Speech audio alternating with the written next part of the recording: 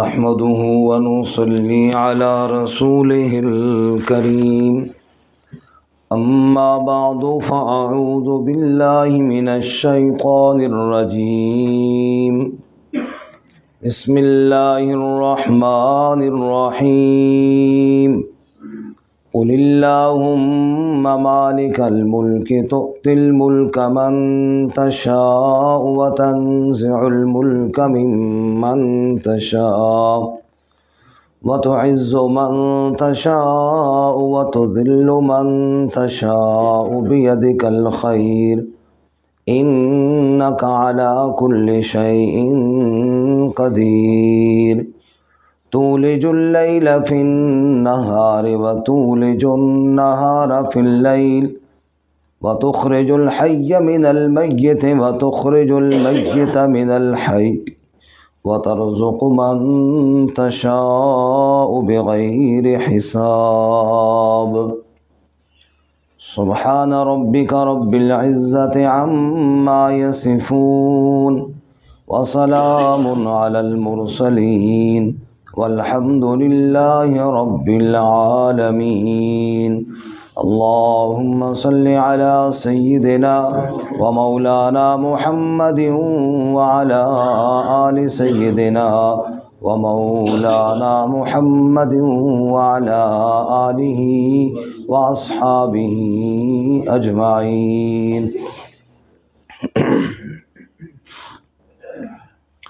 معزز سامعین، گزشتہ سبق میں ہم نے پڑھا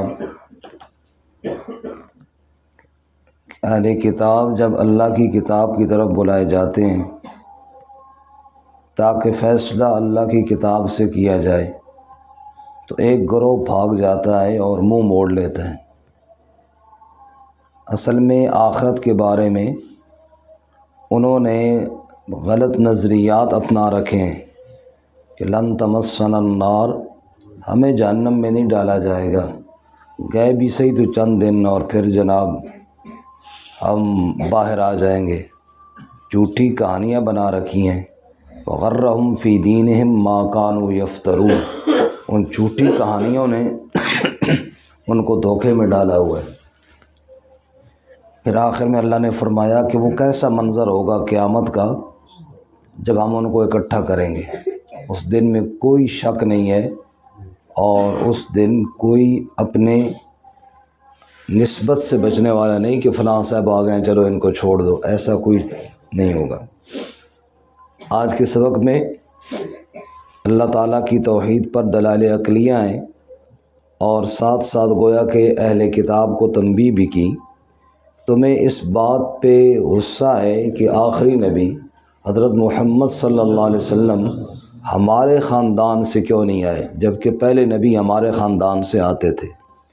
تو یہ تمہیں غصہ نہیں کرنا چاہیے. نبوت، عزت، حکومت یہ سب اللہ کے اختیار میں ہے. جس کو اللہ چاہے اس کو اللہ عطا فرماتا ہے اور تمہیں اس پر اعتراض کرنے کا کوئی حق نہیں پہنچتا. بندے کا کام یہ ہے کہ اللہ تعالیٰ جو حکم دے اس کو تسلیم کرے. بینی وہی بات جو دوسرے پارے کے شروع میں ہم نے پڑھی قبلہ کی تبدیلی کے وقت کہ جناب پہلے بیت المقدس تھا اب یہ کیوں ہو گیا. تو فرمایا اللہ کی مرضی، اللہ جہاں چاہے حکم دے. بندے کا کام اللہ کے فیصلوں پر اعتراض کرنا نہیں بلکہ دل و جان سے تسلیم کرنا ہے. اگر اللہ تعالیٰ کا فجر ادھر منہ کر کے پڑھو، زور ادھر منہ کر کے پڑھو، اثر ادھر بھائی اگر اللہ کا حکم ہوگا تو ہم مانیں گے نا. ہم نے تو کسی ایک سمت کا تابع داری تو نہیں کرنی نا، ہم نے تو اللہ کے حکم کی تابع داری کرنی. اللہ تعالیٰ نے جس کو نبی بنایا بس وہی ہمارا نبی ہے. ہم اپنی مشورے اللہ کو کیوں دیں بھائی جناب یہ نہیں ہونا چاہیے نعوذ باللہ اور وہ ہونا چاہیے. یہاں پہ وہ اکثر میں مثال عرض کرتا ہوں نا کہ ایک بادشاہ نے اپنے ملازم سے کہا تھا کہ سبزیوں میں نا مجھے بینگن بڑا پسند ہے. اس نے کہا جی واقعی یہ بہت اچھا انتخاب ہے آپ کا، بینگن کے سر پہ اللہ نے تاج رکھا ہے، باقی کسی سبزی کے سر پہ تاج نہیں ہے. واقعی بہت اچھا انتخاب کیا. بینگن انہوں نے کھائے جناب تو کہیں معدہ خراب ہو گیا. اگلے دن بادشاہ کہتا یار یہ بینگن بھی کوئی چنگی سبزی نہیں، میدا ہی خراب ہو گیا۔ وہ ملازم بولا، اس نے کہا بالکل آپ نے صحیح کہا ہے جی، یہ اتنی اس کی شکل نہیں دیکھتے ہو، باقی سبزیوں کی کتنی خوبصورت شکل ہے، اور اس کو اللہ تعالیٰ نے ایسا منحوس شکل والا بنایا۔ ادھر آ گیا نہیں تو اس کو اللہ نے ایسا منحوس شکل والا بنایا اسی لیے کہ ٹھیک نہیں تھا نا۔ تو کسی نے کہا بھائی کل تو بینگن کی بڑی تعریف کر رہا تھا کہ اس کے سر پہ تاج ہے، اور آج اس نے کہا گل سنو جی، اسی بینگن دے غلام نہیں، اسی بادشاہ دے غلام، اسی بینگن دے غلام نہیں، اسی بادشاہ دے۔ اصل زید کے بینگن نہ تھوڑی بندی، ہم بھی کسی ایک سمت کے پابند نہیں ہیں، ہم پابند ہیں اللہ کے امر کے۔ اگر اللہ تعالیٰ قبلہ بیت اللہ بنائے جی بسم اللہ، اللہ تعالیٰ بیت المقدس کی طرف حکم کرے جی بسم اللہ، ہم تو اللہ کے حکم کے پابند ہیں۔ اور اگر اللہ تعالیٰ نے نبوت کے انتخاب کے لیے عبداللہ کے در یتیم کو چنا ہے تو ہم اسی کی امتی ہیں، اور ہمیں اس پہ کوئی اعتراض کرنے کا حق نہیں ہے۔ قُلِ اللَّهُمَّ مَالِكَ الْمُلْكِ، اور یہ دلیل دعا کے انداز میں ہے، اس میں بڑی حکمت ہے کہ اللہ سے مانگا بھی کرو۔ قُلِ اللَّهُمَّ مَالِكَ الْمُلْكِ، آپ کہہ دیجئے اے اللہ مالک الملک، مالک ہے ملک کا، تؤتی الملک من تشاء، تو دیتا ہے ملک جس کو چاہے، وتنزع الملک ممن تشاء، اور چھین لیتا ہے ملک جس سے چاہے، چاہے تو نبوت دے، یہ بھی ایک ملک ہے نا، اقتدار ہے شرعی طور پہ، کیونکہ شرعی طور پہ دنیا کے کسی بادشاہ کی بات نہیں مانی جائے گی، شرعی طور پہ امام الانبیاء صلی اللہ علیہ وسلم کی بات مانی جائے گی۔ اے اللہ تو جس کو چاہتا ہے ملک دے دیتا ہے، جس سے چاہتا ہے ملک چھین لیتا ہے، چاہے تو بڑے بڑے بادشاہوں کو در بدر کر دے، چاہے تو در بدر پھرنے والوں کو تخت شاہی عطا کر دے، تو شاہوں کو گدا کر دے، گدا کو بادشاہ کر دے، میرے اللہ تیری مرضی، جدھر چاہے ادھر کر دے، کسی کو تاج سلطانی، کسی کو در بدر کر دے، میرے اللہ تیری مرضی، جدھر چاہے ادھر کر دے، مالک الملک جو تیری ذات ہے۔ اور ایک اور شاعر کہتا ہے فقیر نو تخت بٹھائے، بادشاہ نو در در پھرائے، تے تخت بٹھائے کائی، بادشاہ نو در در پھرائے تے تخت بٹھائے کائی، کوئی پرواہ نہیں وچ بارگاہ اس دے ہمیشہ بے پرواہی، اللہ کو کوئی پرواہ نہیں کسی کی۔ فرمایا قل اللہم مالک الملک تؤتی الملک من تشاء وتنزع الملک ممن تشاء وتعز من تشاء، اور عزت دیتا ہے تو جس کو چاہتا ہے، وتذل من تشاء، اور ذلت دیتا ہے جس کو چاہتا ہے۔ ملک کا حکم الگ ہے جی، اور عزت اور ذلت کے فیصلے الگ ہیں۔ معلوم بڑے بڑے حکمران ہوتے ہیں، عزت ٹکے کی نہیں ہوتی، اور ایک فقیر آدمی ہوتا ہے اور اللہ تعالیٰ اس کو عزت عطا فرماتے ہیں۔ عزت کا فیصلے الگ ہوتے ہیں، ضروری نہیں کہ جس کو اللہ تعالیٰ نے حکومت دی اس کی عزت بھی ہو، اس کی عزت بھی ہو، اور ضروری نہیں ہے کہ جس کے بعد حکومت نے اس کی عزت ہی کوئی نہ ہو۔ فقیر آدمی ہوگا اللہ اتنی عزت دے گا۔ یہ جتنے بھی آج صدیوں پہلے بزرگ گزرے ہیں، آج بھی ہم نام لیتے ہیں، کہتے ہیں رحمت اللہ علیہ، کتنے احترام سے نام لیتے ہیں۔ وہ بڑے بڑے بادشاہ گزرے ہیں، ان کا نام لیتا ہی کوئی نہیں ہے، اگر کوئی لیتا ہے تبھی وہ جب فلانا ظالم نہیں گزرا سی، مثال ہے قارون نہیں گزرا، بدبخت فرعون نہیں گزرا، لیکن نام لیتے بھی ہیں تو دو چار سلواتیں سنا کر ہی لیتے ہیں۔ اور بلال رضی اللہ تعالی، سیدنا بلال رضی اللہ تعالی عنہ ایک غلام تھا، آج صدیاں بیت گئی ہیں اور اس کی عزت میں کمی آج بھی نہیں آئی۔ عزت دینے والا کون ہے جی؟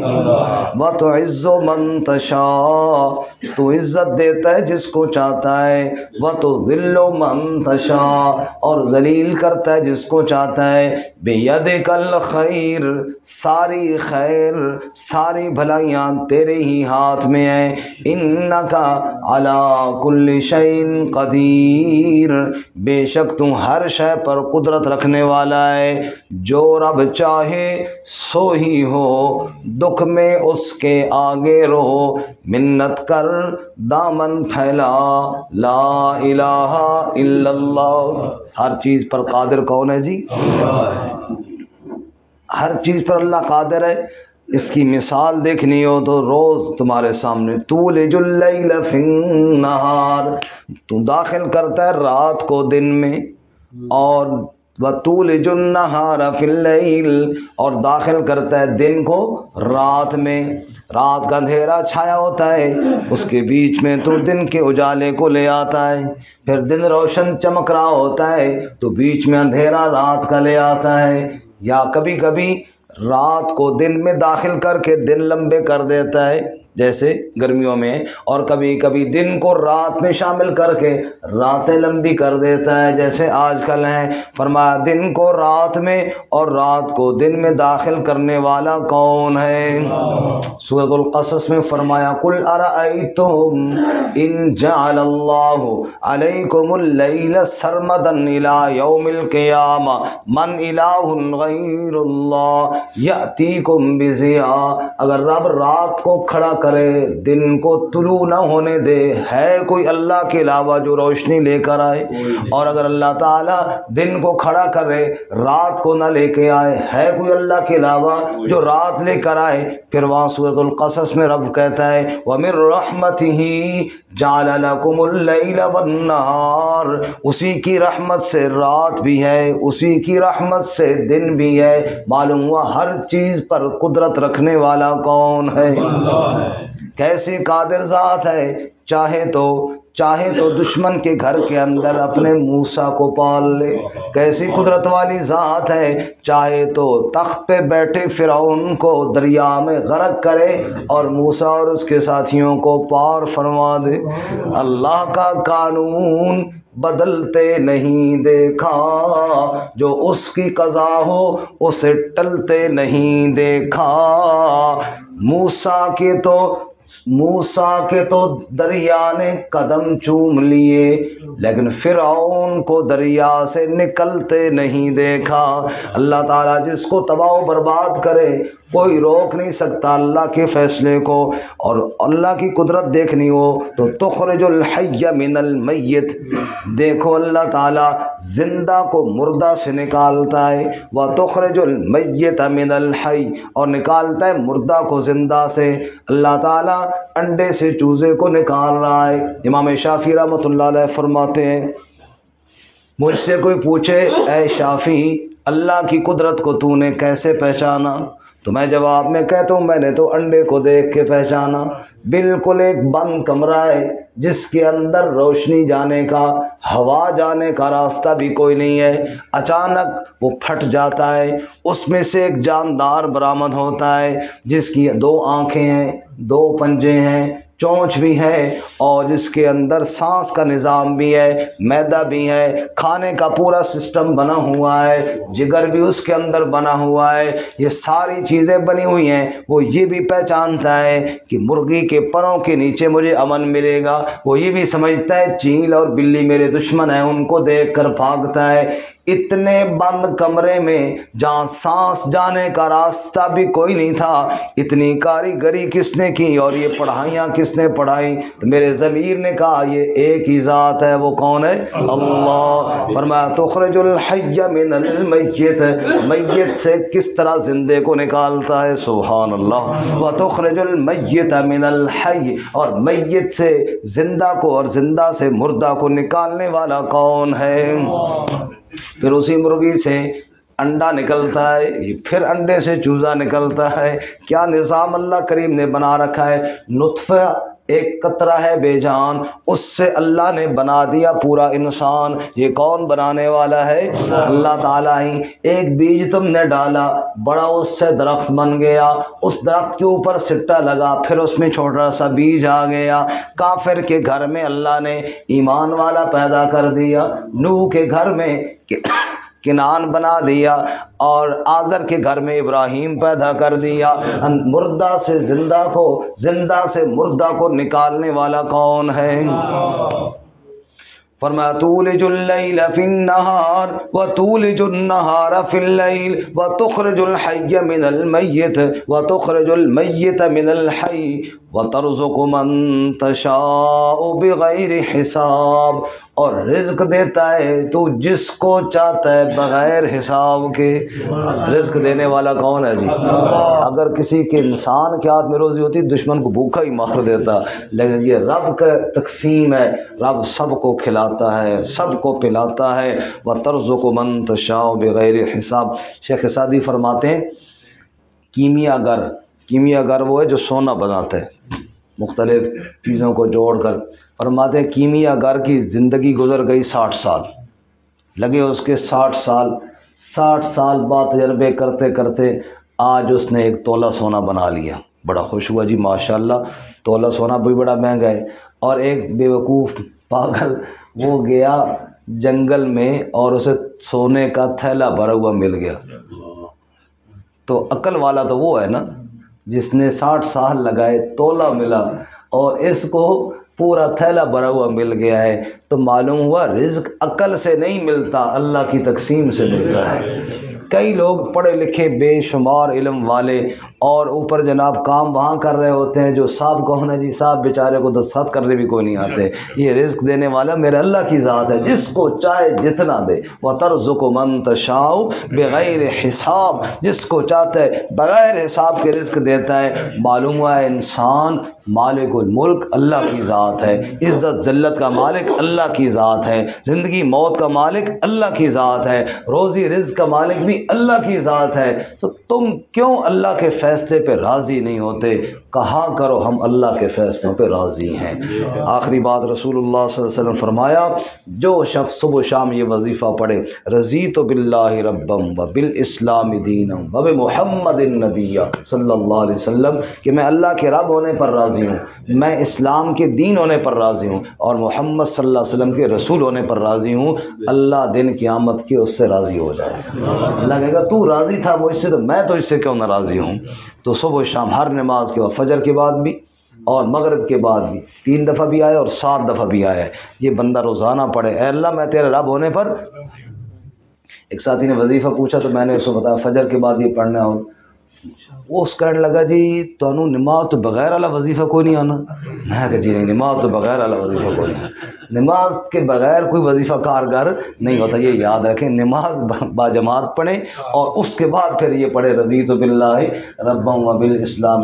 بندہ زبانی کہتا ہے میں اللہ کے رب ہونے پر راضی ہوں، رب کہے نماز پڑھ، نماز ہی نہ پڑھے۔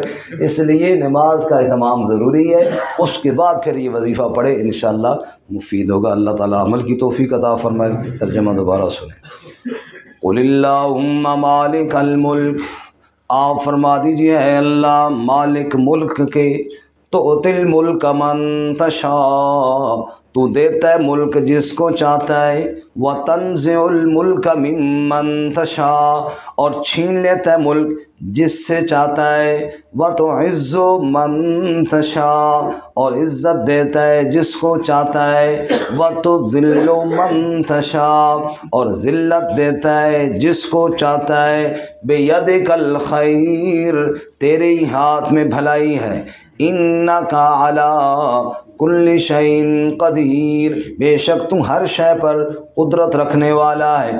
تولج اللیل فی النہار، داخل کرتا ہے تو رات کو دن میں، وتولج النہار فی اللیل، اور داخل کرتا ہے دن کو رات میں، وتخرج الحی من المیت، اور نکالتا ہے زندہ کو مردہ سے، وتخرج المیت من الحی، اور نکالتا ہے میت کو زندہ سے، وترزق من تشاء بغیر حساب، اور رزق دیتا ہے جس کو چاہتا ہے